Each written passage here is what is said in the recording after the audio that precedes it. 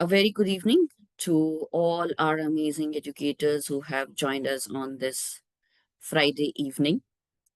I, Pooja Yaduvir, welcome you all in today's session and would like to brief you something about a community called GSLC, which stands for Global School Leaders Consortium, which is a global community of school leaders started with an aim to facilitate the synergy of ideas among the school across the boards for excellence in education. Mr. Pankaj Sharma, as founder and CEO of the organization, has been constantly creating efficient spaces for offering services to bring about substantial changes in the education field. And a part of which are our offline programs. We host conferences, saying one-day conferences as well as residential and webinars. And similar webinars, what we are hosting today, and a partner and co-host for this webinar and the discussion are Vibrant Experiences. For you all to understand, Vibrant Experiences is a company that provides travel, and they believe that travel is a powerful medium for personal growth, cultural understanding, and meaningful human connection amongst children, with an approach that honors diversity and understanding that every traveler carries a unique narrative, set of expectations, and personal objectives. They craft experiences that resonate with institutional and individual aspirations. Every journey curated is an invitation to explore, grow, and discover not just the destinations, but the extraordinary potentials within each student. This comprehensive approach manifests into vibrant minds that curates educational journeys which offer students immersive leadership and learning opportunities.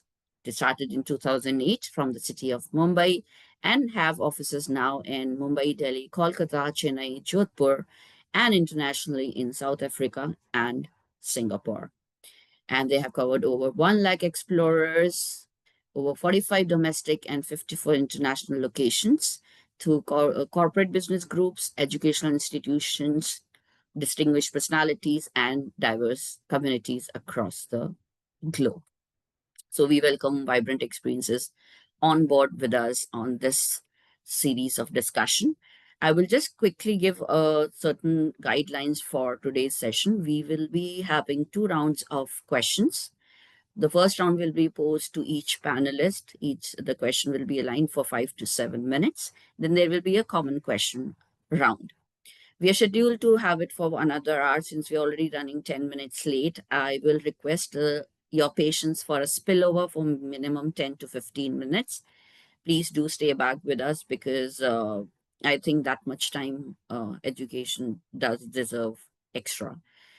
Uh, I will request all the participants, as I said earlier, to put themselves on mute. In case if you wish to have your cameras on, please make sure that it is as per the decorum of an online discussion.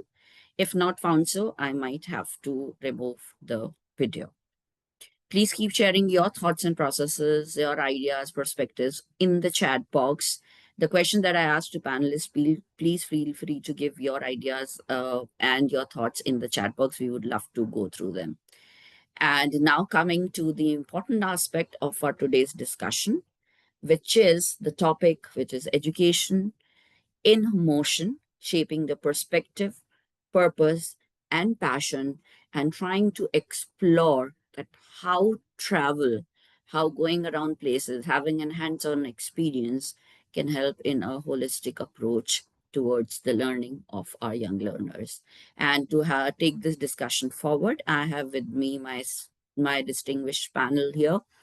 Please join me in welcoming Dr. Anju Mehrotra, Director, Kalka Group of Institutions, Delhi. Thank you so much, ma'am, for joining us today. We have Mrs. Pooja Bose, Principal, Pacific World School, Greater Noida. Mrs. Meghna Musunari, Founder and Chairperson, Fountainhead Global School and Junior College, Hyderabad. Mrs. Ruchika Sharma, Principal, Smart Wonder School, Mohali. Mrs. Ritu Sarvahi, Principal, Chrysalis High School, Yelahanka, Bangalore. And Mr. Priyank Marda, Director, Vibrant Experiences, as part of our panel today. So thank you so much, all the panelists, for joining us.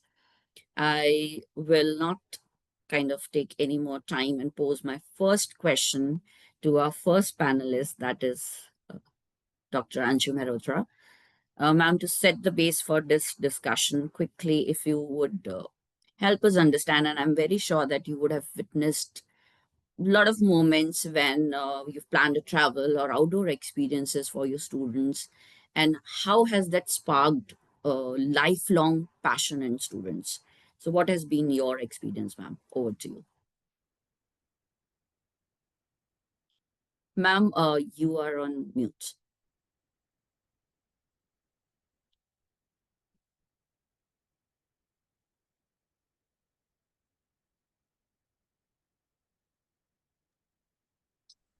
Yes, ma'am.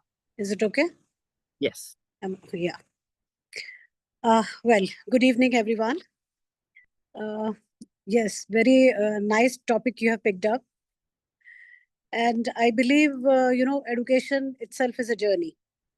It's not a destination. And when we say it's a journey, traveling to different places not only adds to our, say, knowledge, but it adds to our personality as well.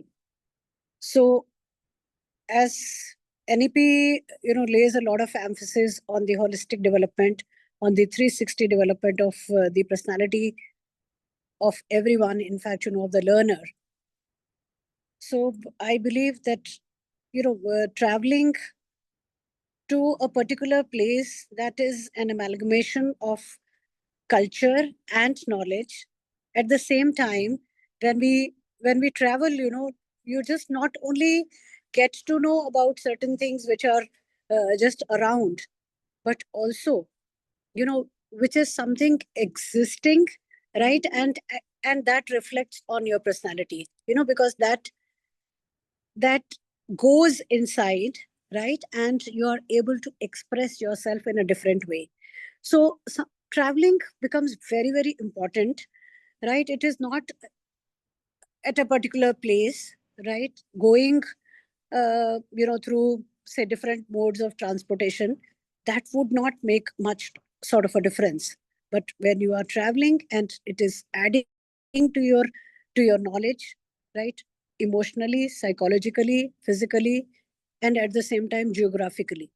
So we get to know about many things which are, reflecting on our personality.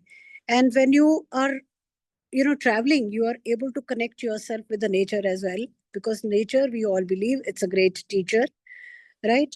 Moving, uh, with the pace, and that shows that how, the nature, how it is having an influence on our mind, and how it is going to take a different shape, when it comes to our behavior, when it comes to, our actions. So behavior and actions, they would be the reflection of course, our personality one side, but what is there inside us. This becomes very important. We keep looking for our happiness, all over around, but which is there very much inside. And that comes when you are either sitting alone, or you are traveling and you are connecting yourself with something which is moving.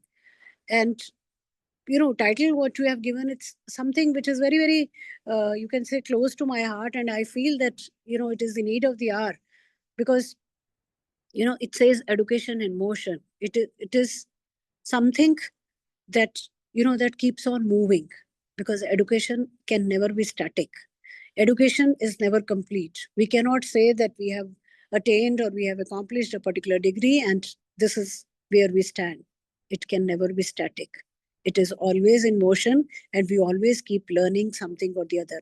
And when we are learning, it may be through the traveling with different mode of, say, transport, but what we are learning, what we are seeing around, that really depends on us as learner. Everything exists in this world, good or bad. Something that may not be suitable to us, something which is really important for us. Everything is existing, but what our eyes want to see, what we want to see, that is more important. So it is, the grass looks greener, always on the other side. But it it should look green when we really want to see it green. So this is something, which is going to reflect upon the learners. And these days, the teacher and the student relationship is something, which is very challenging, which is very challenging. And the teachers, if they do not keep themselves updated, right, by maybe by traveling or by reading, different things, and attaining the knowledge which is not available anywhere else, because everything is so accessible. So when the learners, they are able to get everything which is related to their text, but what they look for, in the classroom, or what they look for within in the classroom or in the teachers, is something which is not available anywhere, right? Which they are not able to find anywhere.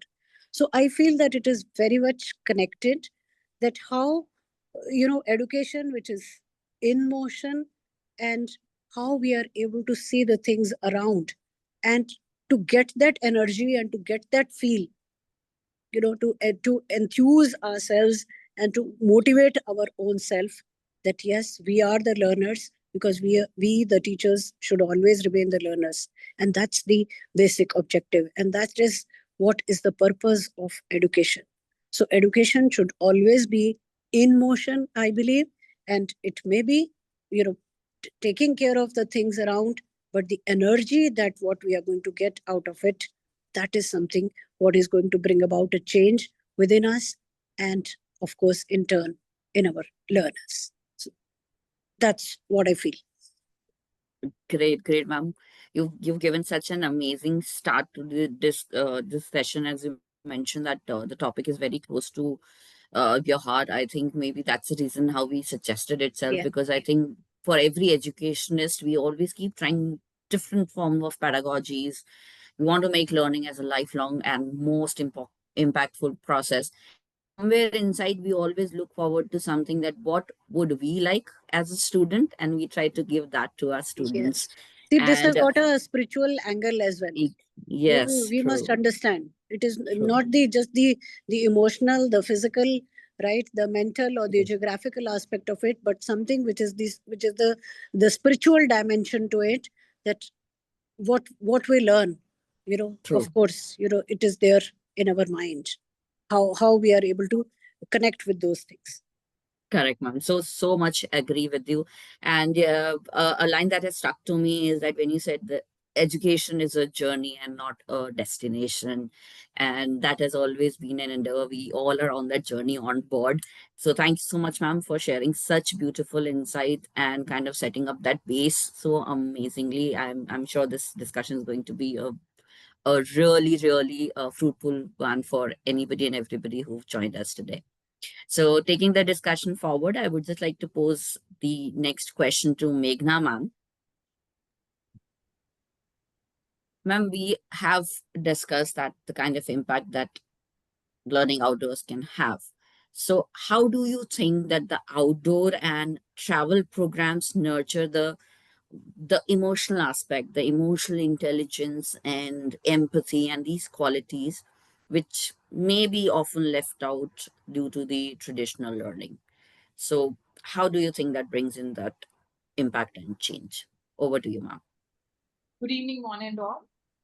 Thanks, Pooja ma'am, for that question. I always believed that the best classroom is not made out of walls. It's made out of experiences. So the one thing that students can't find in textbooks or even online with Chat GPT is learning through experience. So or exposure, I could say, outside the classroom. So outdoor and travel programs have this magical ability to teach what no textbook can, because they nurture emotional intelligence, empathy, and resilience, the qualities that truly make us human. Because when students step outside the classroom, something shifts in them, because they begin to notice life around them, the environment, people, challenges, and this observation transforms into awareness. So imagine a student spending a day in a rural village planting saplings, or like, they went for a cleanup drive, or they spent a day at a local um, industry, right? So they don't just learn about the ecology or the community service, or like, what makes that business successful. They feel the importance of their role in this larger world. That emotional connection becomes the foundation of empathy, I feel. So I mean, because in our school, like, we integrate this philosophy deeply into whatever programs that we do, because I feel our students don't just go on field trips. Rather, I feel that, they should go on learning journeys. Because when they visit a farm, they just don't observe the crops and then come back. They also talk to the farmers. So understand their struggles, their wisdom, their gratitude for nature. So this interaction opens their hearts. So it teaches them humility and respect for every form of work. Something that no chapter in any book, or like even in economics, can truly convey to the students. I feel travel also breaks barriers, uh, like social, emotional, and also cultural, because it teaches adaptability and the teamwork, and definitely gratitude. Because when children travel together, they share a space, like, two or three children are put together in one room. They try to, like, bring certain food, and then, from home, and then share it along with their friends around. And definitely a lot of stories that they bring along with them, because they are in that comfortable zone where no teacher is asking them to be quiet. And so this is the space where they share a lot of stories that are happening in their day-to-day life. So sometimes when they face challenges, like, sometimes when we take children out and they're kept in certain tents, if there is a tent leak, or maybe the weather turns really bad, so they learn to manage their emotions, support one another, and find joy in small things. So all these facets of emotional intelligence in real motion, because traditional education often focuses only on IQ, but the world today needs EQ and also CQ, which are emotional and compassion quotients, definitely, right? Because outdoor learnings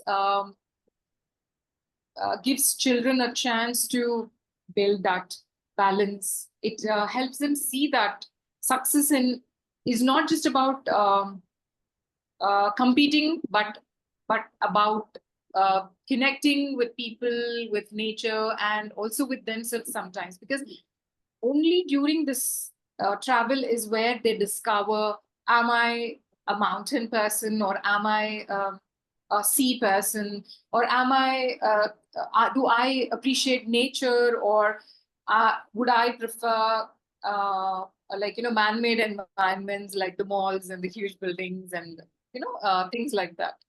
So, and that's really the essence of what I call education in motion, when learning moves beyond marks and modules, and also into lived experiences that touch the head, heart, and hands. Because when we bring education to life like this, we're not just shaping the smart students, we're also nurturing wise, compassionate citizens who will one day move the nation forward. We all know the RISE 2047, and we are all working towards it. I'm sure travel is going to make a huge lot of difference in everybody who's part of it. Very, very true, ma'am. And you also beautifully brought out one more question for us, which is the compassion question. So it is always such a learning whenever we have these discussion. I have a whole diary that has all the points that I keep noting down and my takeaways. But yes, coming back to what you said, ma'am, of course, travels have always been enriching experiences. And I think earlier it was that we used to travel back home to relatives and spend time with our siblings, with our cousins, and that became a part of our experiences. But now we somehow need that help, that curation, and because that also the responsibility has come down to the schools. So I think a conscious awareness towards the correct curation of such travel can actually make a huge difference. Thank you so much, ma'am, for bringing in such beautiful insights and the compassion quotient as well. Thank you. Now I would like to pose my next question to Pooja, ma'am.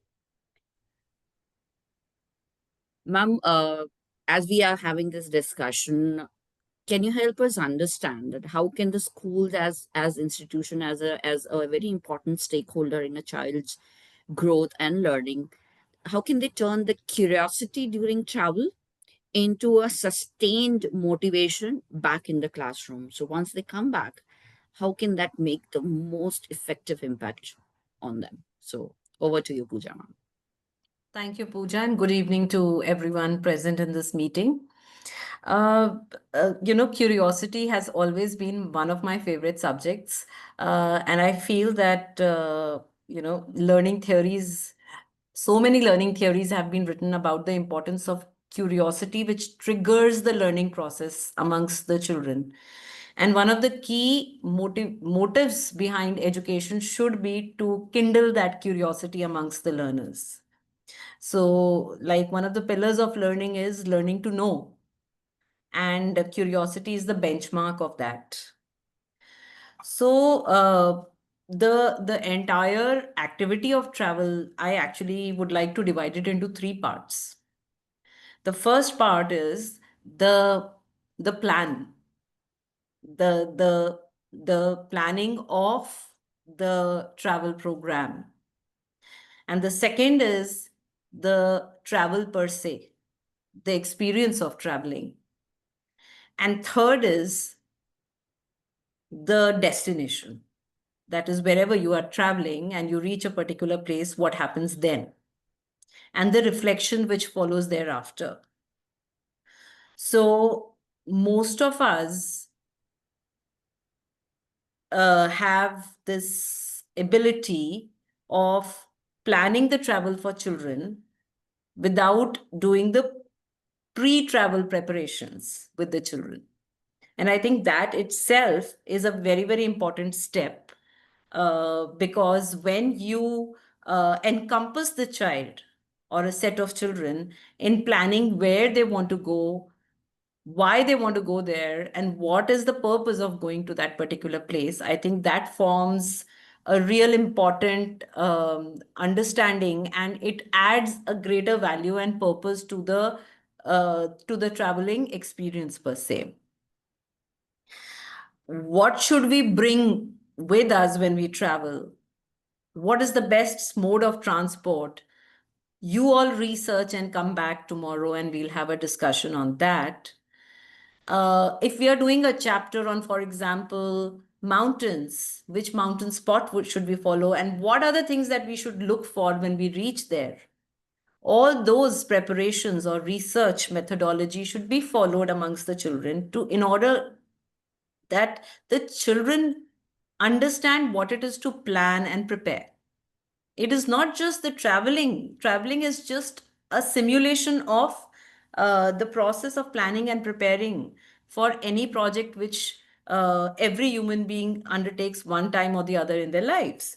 So, traveling program should be like a simulation of life, and the preparation for that should be the first step, and that should the onus of that should lie amongst the learners and not just the teachers, so that they develop ownership, they develop participation in that travel program. Now, while they are traveling, let's suppose they are traveling by bus. During the travel, also a lot of values which actually connects with the affective domain of the child, collaboration, um, uh, problem solving. If there is a peer or a friend who's forgotten to bring a camera or a water bottle, what about how about helping that one, or how about dealing with a tire puncture in the bus? All those situations which are really unexpected situations, and nobody prepares us with those situations, hands-on. Children will learn to deal with those situations.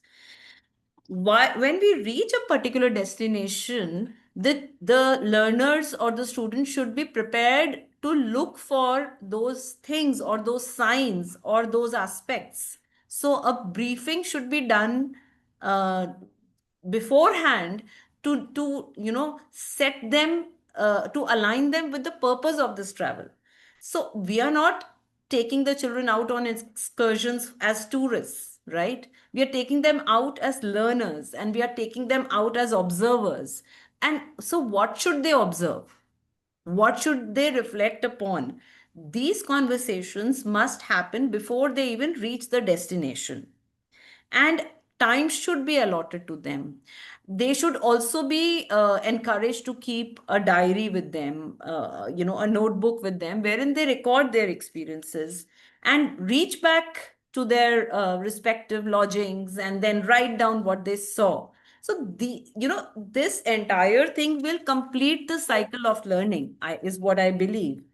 One important aspect is that we should not over design or over curate and make it very synthetic, that this is how it is to happen. We tend to make it so comfortable for the children, and so much so that every small detail has to be shared with the parents are almost getting live location of where they are going, what they are eating, send pictures of the food, the bus, the seat, and God knows what all.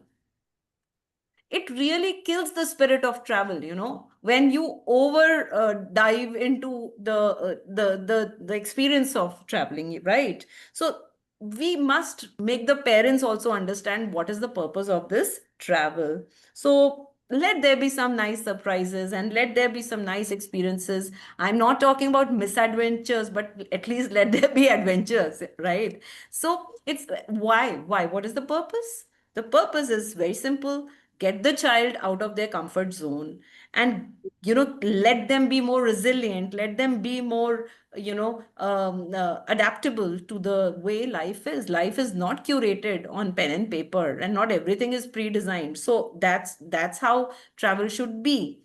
And let's not go to the usual places, the Manalis and the Shimlas and the Jim Corbetts. Let's try to have destinations which are unheard of, off the axis, which really will, like one of my fellow educators said, villages.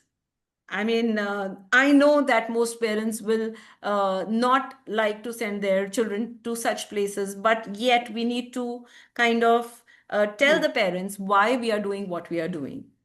And once we tell them that, then maybe they will be by your side.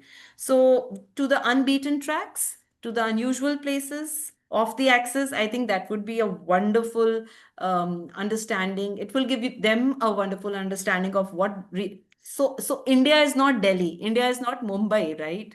Similarly, when we go to places like the capitals of the countries, they don't represent those countries and those cultures, right? So we must understand that.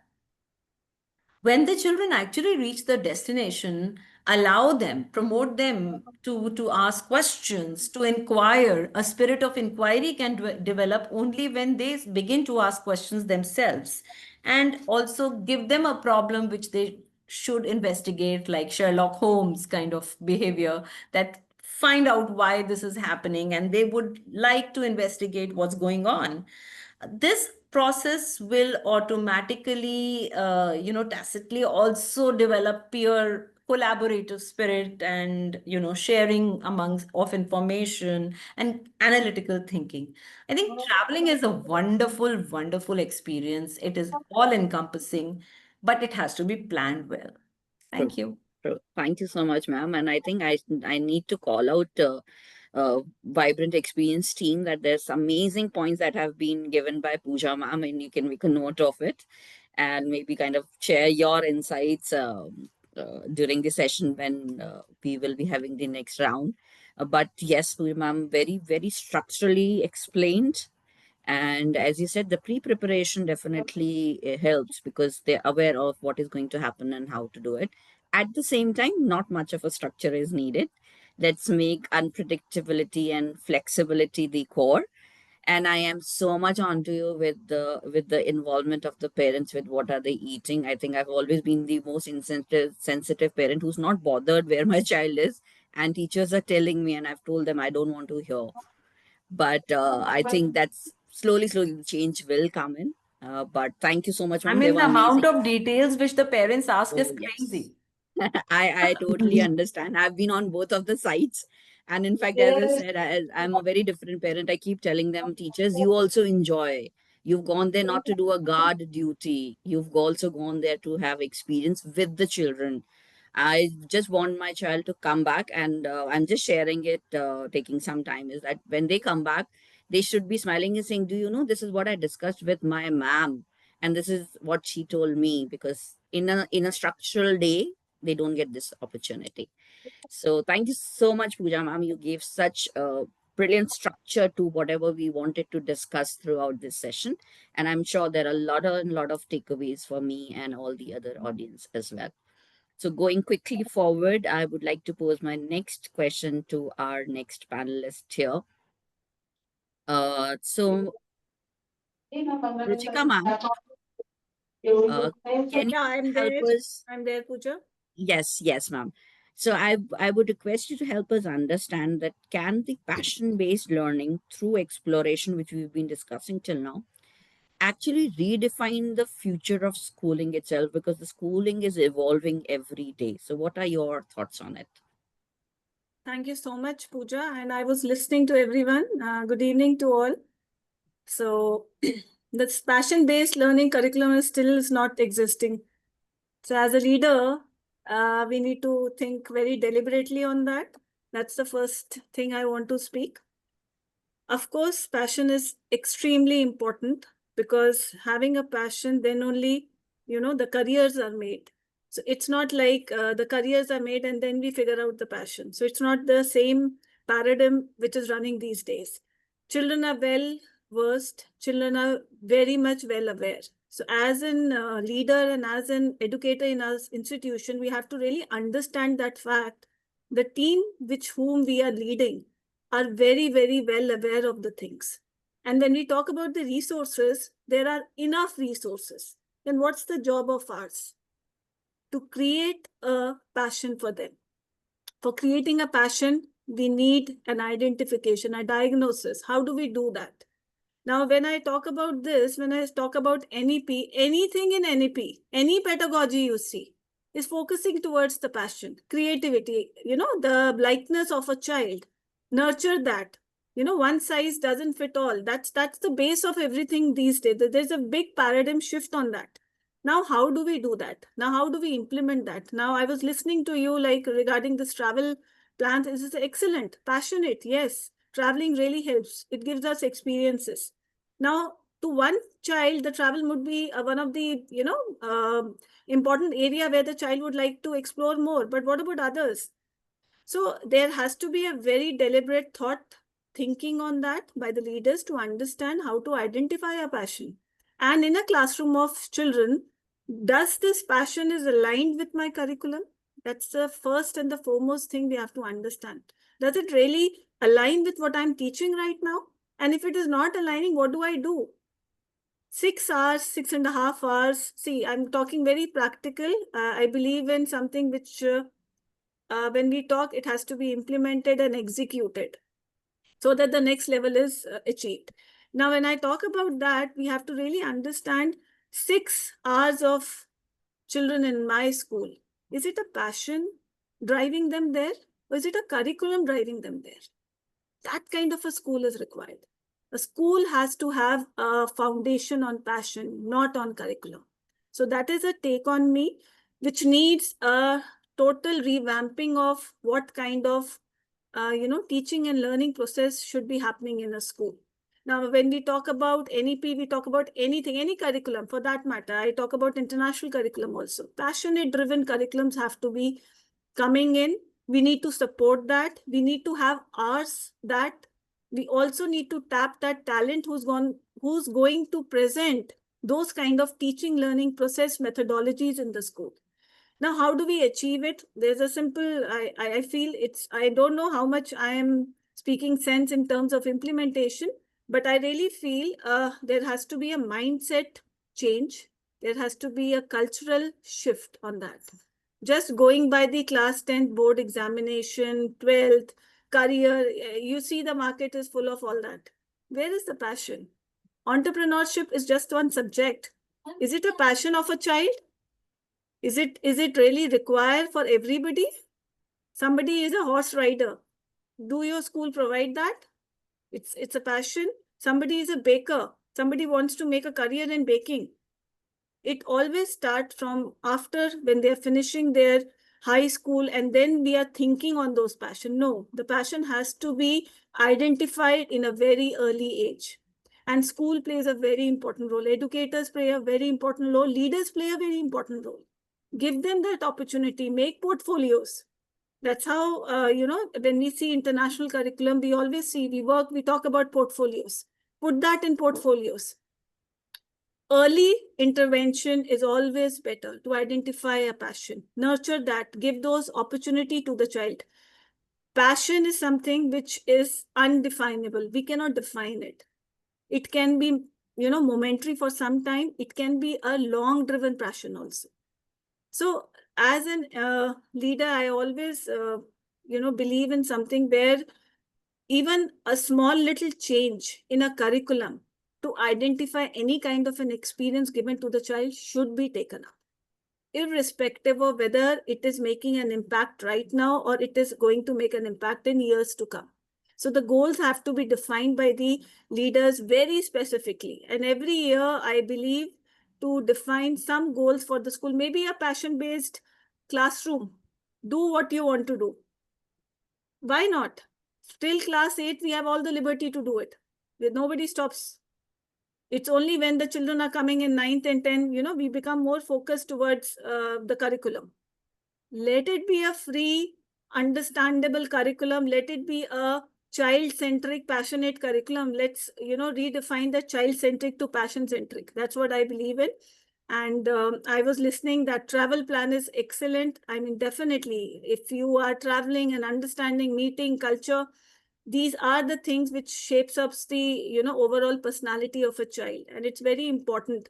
Unless and until I'm not exposed to these areas, I don't know how to, respond to the people I meet. There is no resilience in us. So there has to be some kind of exposure which the child is taking from school to out, and something which the child is taking inside the school from outside.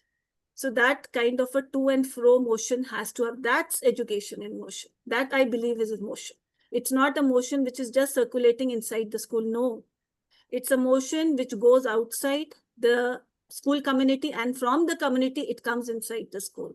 So thank you so much. That's my thought on it. Thank you, Pooja, for giving me to share my, thought process to everybody. Thank you so much.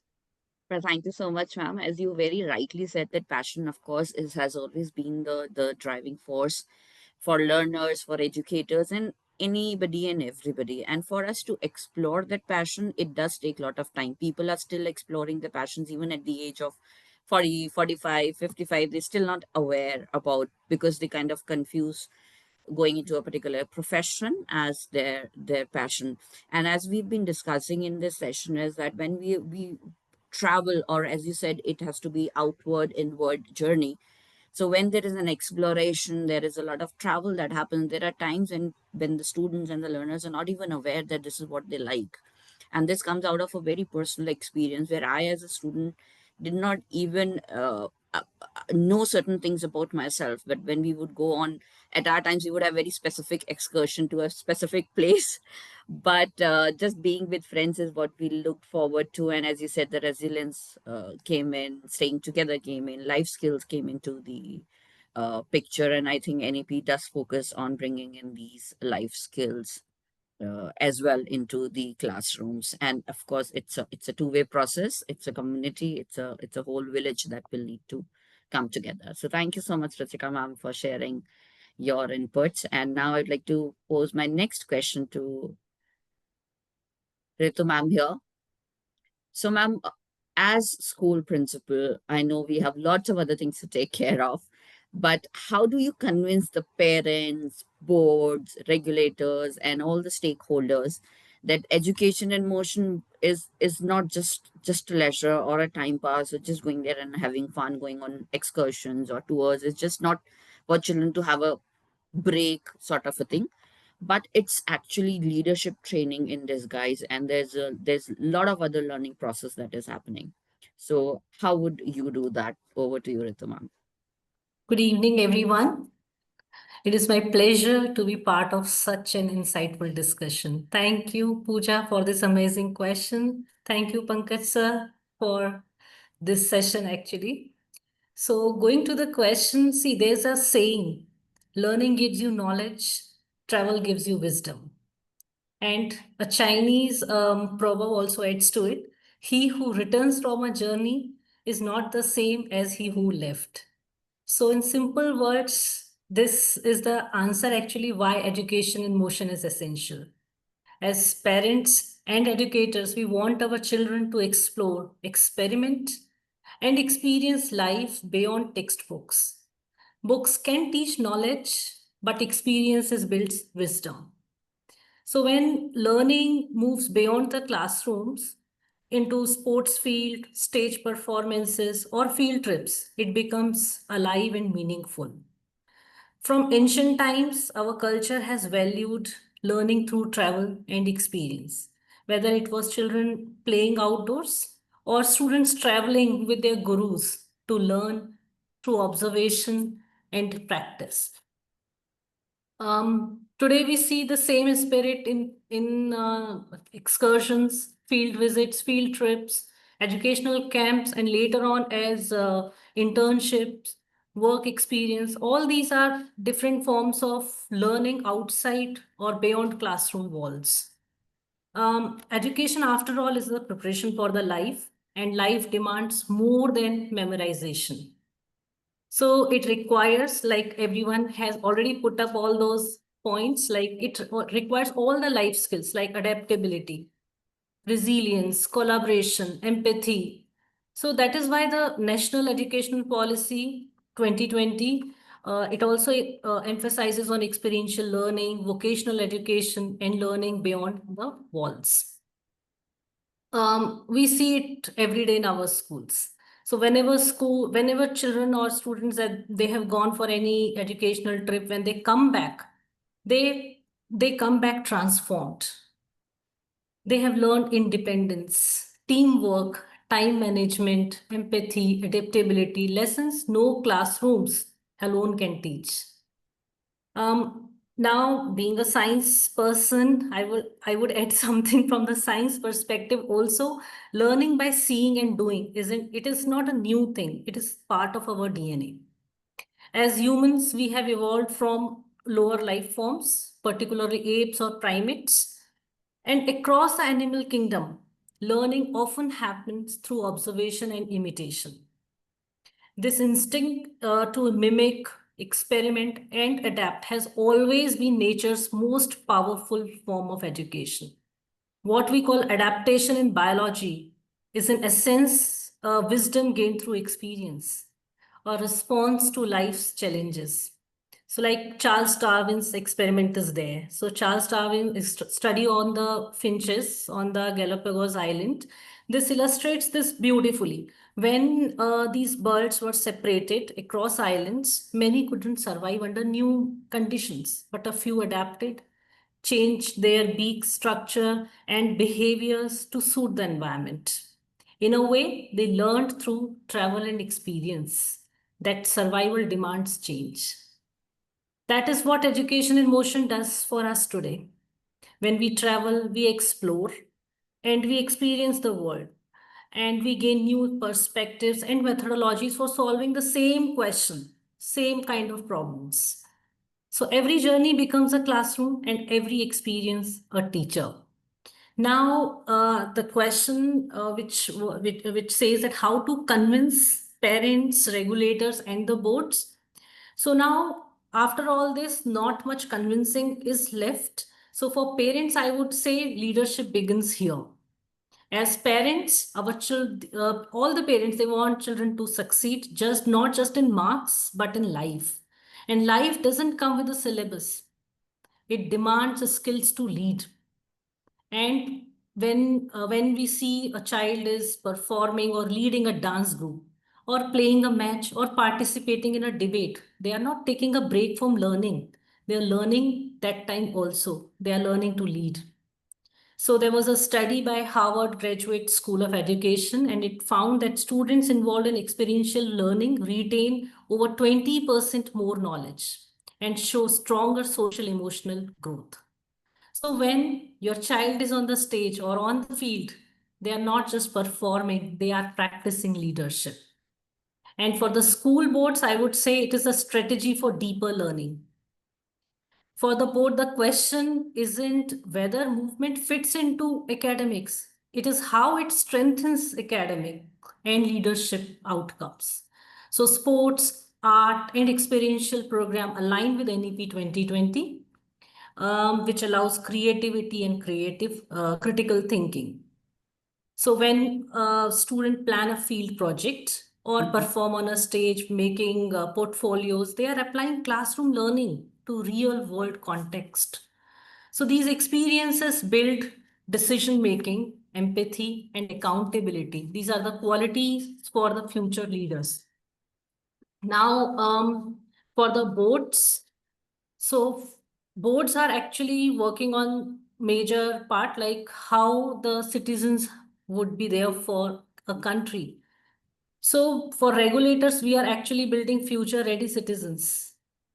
Now, like for policymakers, education in motion is not an extracurricular luxury. It is the 21st century necessity. So the UNESCO Futures of Education Report 2022 calls experiential and movement-based learning essential for developing holistic, adaptive, and empathetic citizens. Similarly, NEP 2020, it envisions education that goes beyond rote learning to promote overall development. So when students collaborate, lead teams, or express through art, they develop executive functions, social intelligence, and ethical reasoning, all vital for a progressive nation. So, education in motion cultivates the leadership and civic responsibilities that we or our country needs, so that young people who can think critically, act compassionately, and contribute meaningfully. So, it is not leisure, it's leadership in practice and a direct investment in India's human capital, we can say. So at the end, I would say in static classrooms, students may master content, but in dynamic spaces, they master character. So education in motion teaches our children to move with purpose, think with agility, and lead with empathy. So it is not a leisure, that's leadership training in disguise. Thank you, everyone. Thank you so much, ma'am. I'm so beautifully brought out. I never knew that I'm going to get such an amazing answer for this question, and such, in fact, such passionately answered. And this is what our biggest takeaway from any session is, that when we have thought leaders like you and all other panelists who are so passionately involved in the learning process, and as I said, the whole experience of traveling, exploring, going places, just stepping out of the classroom makes everything alive and meaningful. And the struggle has always been pulling out children, taking them away from the screen, somehow the smart classes, somehow bring them back to the screen even in the schools. But that experiencing the air right into your face, having touching the nature, being around actually makes a huge difference. So thank you so much, ma'am. As you said, we are preparing the future citizens for the coming times, and India as a such a strong country does need them. So thank you so much, ma'am, for so beautifully answering that question. I had to take some time to kind of give my inputs on that. Now, I would like to quickly move on to our next panelist, who has been a part of this education in motion to the fullest. And I would like to pose my next question to Mr. Priyank Marda. So, Priyank, you've heard all sorts of insightful perspectives today on how travel influences learning and leadership. So, how do you see travel uniting all these ideas into a holistic approach to education? And also, from your experience, what challenges or opportunities do you see when it comes to planning and executing these meaningful outdoor learning programs? So, over to you, Priyank. Thank you so much, Ms. Pooja, and good evening, everybody. It's indeed such a joy to be here amongst these leaders who believe that learning doesn't always happen within four walls. Uh, it's amazing what I've learned in the last 50 minutes. I cannot thank enough. Thank you, Dr. Anju, Mrs. Meghna, Mrs. Pooja, Mrs. Ruchika, and Mrs. Ritu. Uh, you have shared such beautiful insights on how travel sparks these lifelong passions, how travel turns curiosity into motivation, how it builds empathy and emotional intelligence, redefines schooling, and builds our leaders for tomorrow. I couldn't agree more. I think travel is the living bridge that connects all these ideas into this holistic journey of growth, if I may say. You see, travel is just not a movement from one place to another. It's a journey which we believe is from awareness to awakening. Uh, when a child, stands at the edge of a forest trail, or watches a sunset over the mountains, or listens to stories from another culture, something profound, happens. Something very profound. They begin to see the world not as chapters to memorize, but as experiences to live. Travel indeed becomes their catalyst for a better world. It fosters curiosity, as our panelists have said so beautifully earlier. It fosters the curiosity, empathy, and open-mindedness, qualities that no textbook alone can teach. And it's just not a belief, it's backed by neuroscience. Every new experience a child has, a smell, a sound, a color, a conversation, it creates that fresh neural pathways in the brain. When students step into an unfamiliar environment, the brains release dopamine. We all know it's that chemical that fuels the motivation and learning. So travel doesn't take them away from their learning, it actually deepens it. That's why we often say the world is not just a classroom, it's a living, breathing curriculum.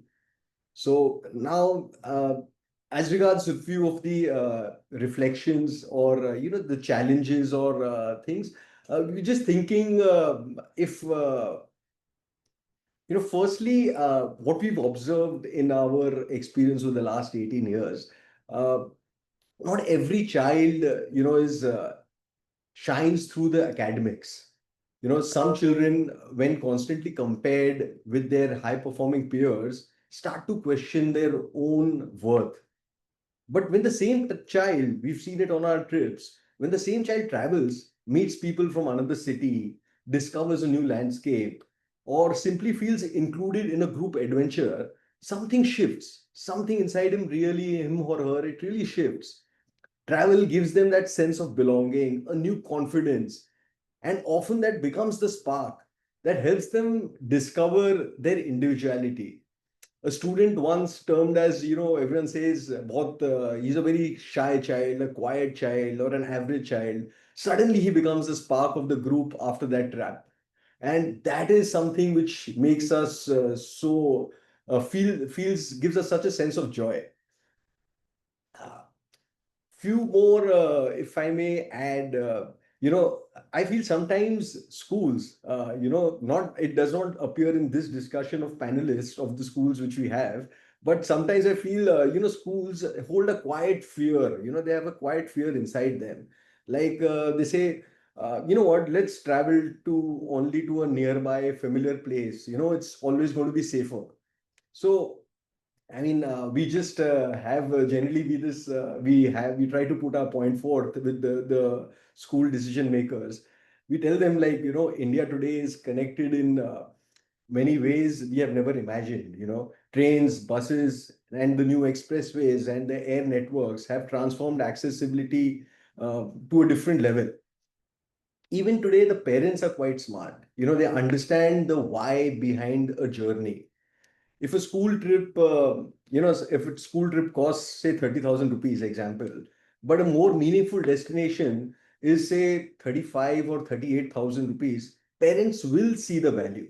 So they want their children to become tougher. Like most of the parents, ma'am brought out a point, don't keep them, don't make them so fragile. So, parents want their children to become tougher. They want them independent. They want them exposed to diversity. And interestingly, the cost of travel across India is fairly uniform. Yet the perspective gained from visiting a new part of the country is actually priceless. So, thirdly, we also see, which point has been brought again in the panel before. We understand that today's students live in a very fast digital era, where getting their attention and keeping them engaged is tougher than ever. Unlike 25 years ago, when we were also in our school camps, when just a campfire and a few songs made everyone very happy. And today's children, and we learned our dancing, singing, music, I think so, we learned in those campfires also. And but today's children already learn their dance, music, and art beautifully within the school walls itself. So whether it's their 12-day long break or a shorter 7-day break, travel can't just be entertainment anymore. It must become a living classroom that excites the curiosity, attention, and the imagination. So we strongly believe, when designed thoughtfully, these journeys can become very joyful, challenging, and deeply meaningful also. In my view, the mission of any educational travel program should be very simple: to make the students return home, not just with photographs, but with perspective, gratitude, and confidence. Because happiness, when shared through these experiences, multiplies, and that's what truly makes learning come alive. Thank you. Very true. And what you said in the last kind of resonated completely, that happiness is what actually makes the learning come alive, and the awareness and the awakening has to be there. And I always keep telling, I wish I was born in this era and my principals could take such decisions and give us such amazing experiences. But thank you so much, Priyank, for sharing the ideology behind having these excursions, these tours, these travel. What exactly do they bring in to the table? Now, I would quickly pose the second round of question because I don't want to skip this question. It's a very interesting one. So I'll just request panelists to kind of answer it in just a sentence because we already overshot the time. And we also have with us Keshav, who would like to share something very amazing and very interesting with all our audience. So I want you all to be there to listen to that. So quickly, I will pose this question to Anju ma'am. Ma'am, as a student, now this the perspective is as you being a student, so which is that one place that you would like to visit as a student? Anju ma'am, you're there? Yeah. I say that's very interesting. See, we have visited a lot of places. Am I audible? Yes ma'am, yeah. Yeah. Just a second. Just a second.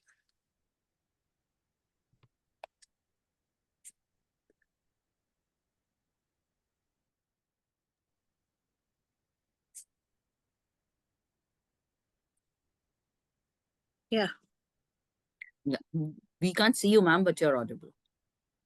Okay. I think it's uh just a second. Should I think there's some problem. Ma'am, if you want to take your time, I'll just ask the question to Pooja ma'am then. I'll come back. Yeah, Yeah. sure. So Just a Pooja, second. ma'am. Let me just switch it on. There's some Yes. problem in that. Yeah. No issue. Yes, Pooja, ma'am, what would be that one place that you would like to visit? Only one place. Ma'am, to the we're running short on time. You can just quickly give me three places. One, two, three. Okay, okay, I'll give one only. I would want to visit New Zealand for its varied topography and different types of it is still very sacred. The flora and fauna of that place is still very sacred, not touched by the external civilization. So New Zealand for me. Okay. Oh, great. So yes, Meghna, ma'am, what would be that one place for you? Uh, I would definitely would want to visit more than one place, but if it is just that one place, as a student, I would like to visit rural Telangana because of this authentic glimpses for Indian agrarian life, traditions, and their wisdom of simplicity. Because many a times children, like are always in this fancy world and all. Because I want them to learn, or even I wanted to learn as well, like how we as India are so different from the rest of the world, and how unique is our culture, so where every interaction and experience teaches real time lessons and in resilience, empathy, and also in community living. Wow, great, ma'am. I so much agree with that. Yes, Ruchika, ma'am, what would be your that one place? Yeah, like others have told, there are many places, but yes, of course, let me just finish my India tour first, then I'll go abroad. India tour is so big, we need so much of time Even to visit everything. I would say.